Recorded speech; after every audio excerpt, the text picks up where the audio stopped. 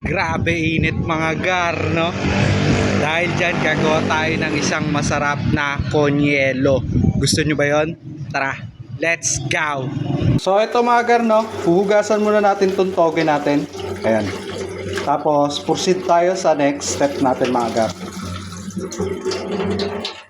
So ito mga gar, no? Ika-caramelize muna natin ang ating toge para tumamis-tamis. Ayan.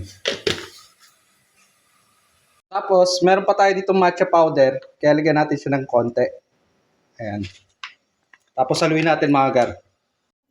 Then, next naman mga gar, magkaaskas na tayo ng yelo.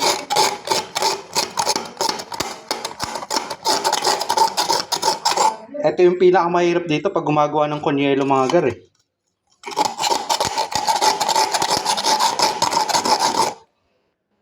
So, okay na mga gar ang ating mga ingredients, no? So, ilagay na natin ang ating toge. Then, next ang ating yelo. Ayan. Then, next ang ating sago mga gar. Ayan.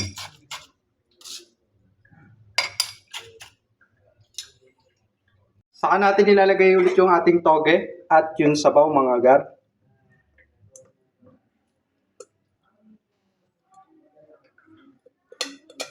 At yelo.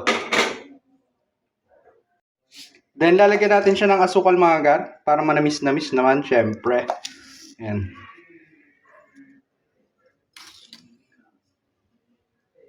At yung toge natin ulit.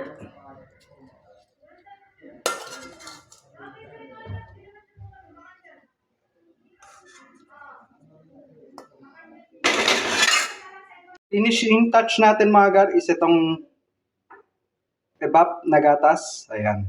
Alright. So, tapos na tayo mga gar. All goods na ang ating toge konyelo. Toge konyelo, no? Sheesh! Napakaangas! Eh! So, tiki man tayo. Sarap pa. Andun din yung lasa ng matcha mga gar. Haluin lang natin. Ayan.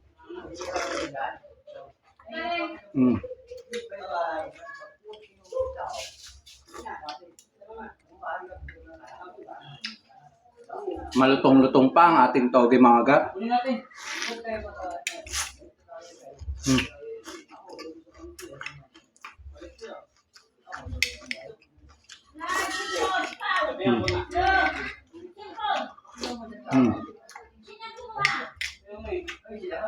Up.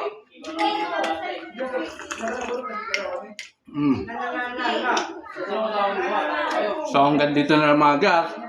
Peace out.